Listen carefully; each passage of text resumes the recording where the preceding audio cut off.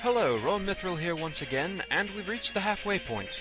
With that, it's time to move on to another of my favorite robot masters, Pharaoh Man. So you command, so it shall be done. Unfortunately, I think he only appeared once in the cartoon. A shame, really. He looked cool, had good voice acting, and he also was one of the very few robot masters to have a reaction other than just stunned surprise to his power being taken by MegaMan. In fact, he was actually pretty ticked off by it.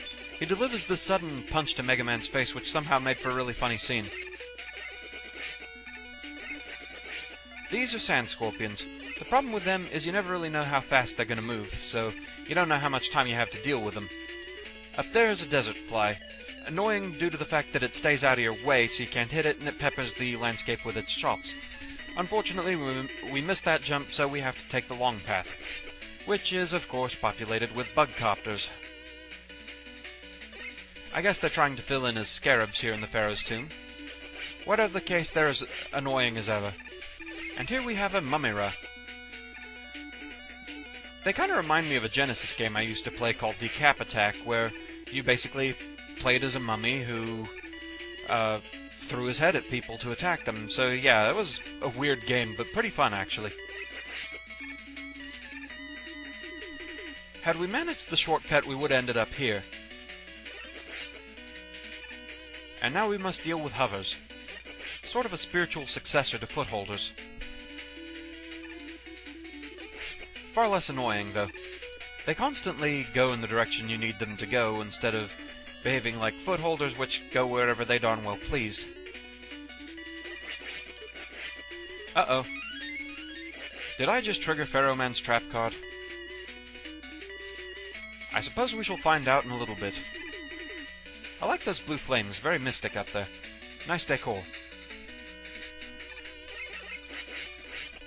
So now we must deal with hovers and mummiras together. But you can kind of lead the shots from mummiras, so they're not too bad.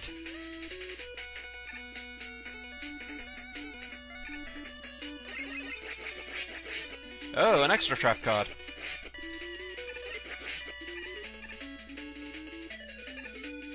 Okay, time for Pharaoh Man. This battle's all about reflexes and timing, so it's actually pretty fun. If you can get the timing right, that is. So against all odds, you actually want this guy to close in on you and use his powerful attacks. If he charges like that, you've got... Oh, get up there. When he charges, he stands still for a good bit, so you've got some time to counter. If he does it up there, though, it's all about timing. When he does it down here, it's a lot easier. Yeah, just keep doing that for a while, pal. Or not. Back to timing.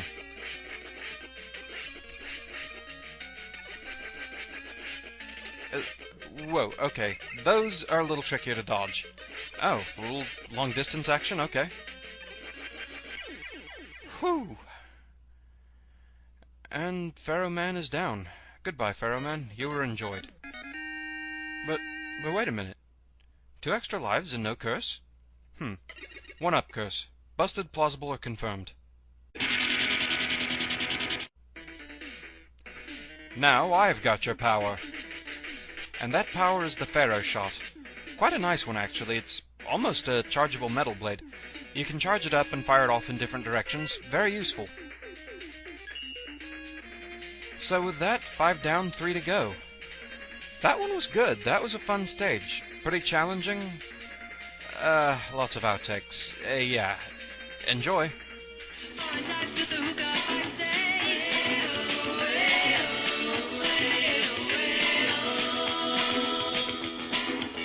Walk like an Egyptian.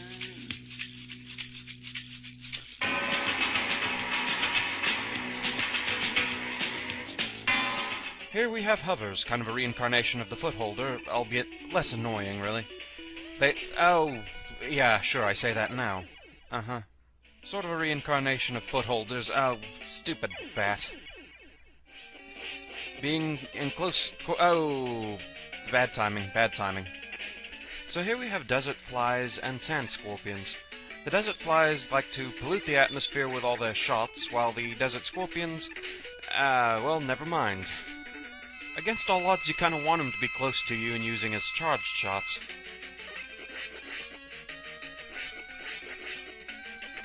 Oh, if you can time it right. A few more hovers here, in conjunction with Mummira. Ow, bad mummy. You just have to be careful and really watch the timing of things here. Ow, so close. Against all odds, you kind of want this guy to close in on you. Ow, not like that. It is worth noting when they're first tunneling up, sand scorpions cannot be hurt by... Ow, ow, ow. Okay, good, made the jump, so we get to take this path, which gives us a shortcut and a bullet to the face. Well, so far, our poor guy seems to be stuck in a loop. Oh, spoke too soon. Oh, darn it. So the Pharaoh Man stage does have an alternate path, and you can barely make this jump even without the rush coil. There we are. So down this path we get a shortcut, we also get a rare item. We just have to get past a desert fly and 2 sand scorpions, and that's it.